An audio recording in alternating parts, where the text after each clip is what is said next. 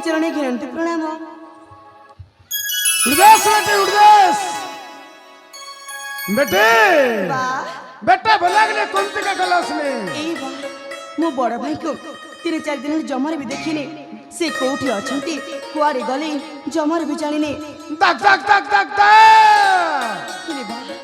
ए बाबू जाने तो की बेटे बा ई पिला के किंड बेटा मारी करी खमन भीतर फिक्के रेला सत्य को बा अरे बेटे किले बाबू कर किछि हेनी त बेटे बा ई पिलर हाथ गोड़ कुटकुटी करी भांगला आइছে भांगी जाइछि अरे बेटे किले हमें कौन करिबा बेटे बा तू ओसो खिंडे के बाटी दियास लगाई दे बुसकाए लगाई दे बुस बेटी ठीक अछि बा तमे जेमिति कहबो ए अंजलि ना ठीक सेमिति करिबो अरे बेटी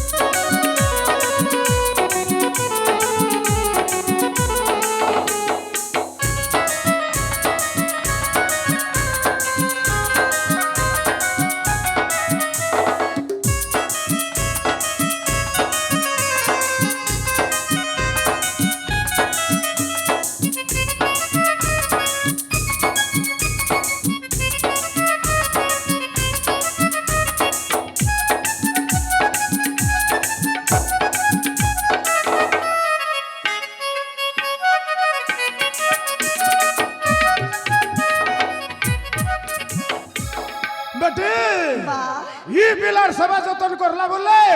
महाप्रभु हमको उद्धार करते रबा ठीक अछि बा आमे रोगी मान के सेवा करछि बोली त भगवान का आशीर्वाद आम ऊपर अछि अरे बेटी ये मानव सेवा माधव सेवा है बेटी माधव सेवा है ठीक अछि बा बेटी बा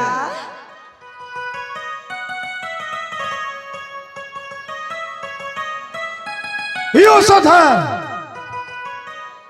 इटा का पिसान करी बाटी देबुस सकाले गोटे पान और बेलबुड़ा के गोटे पान खुआई देबुस बेटी ठीक अछि बा तमे जो समय कहबो म ए ओसरा से समय दे देबी अरे बेटी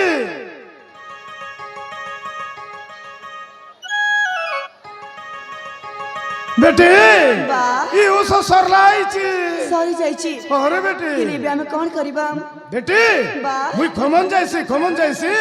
चिरिमुली ओसो कोसा अल्लाह बोले ये पिला के खोई दला बोले जल्दी बने हेबा सत्य को बा अरे बेटी ठीक अछि तमे जंगल के जीवा शीघ्र जाके शीघ्र फेरी आसीबा तू चिंता नहीं कर बेटी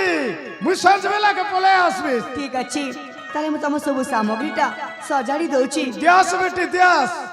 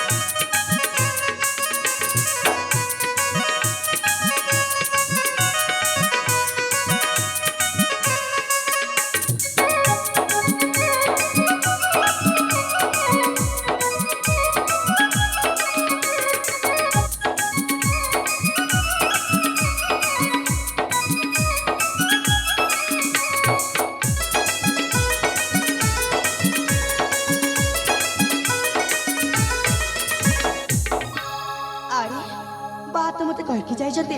ए बाबुंकर भले देखाशुना करबाकू आ औषध म दैछन्ति ठीक समय खाइबाकू देबाकू नहीं नहीं नहीं नहीं नहीं मु ए बाबुंका ए द्वार मोरे जमा भी रखिबिनी तांको शीघ्र शीघ्र आम ए घर भीतर को नेकी जिबे आ ए बाबुंकर भले देखाशुना करिबे जहा द्वारा ए बाबू ना शीघ्र शीघ्र भल ही जिबे। हाँ हाँ ମୁଁ ତାଙ୍କୁ ଶୀଘ୍ର ନେଇକି ଯାଏ।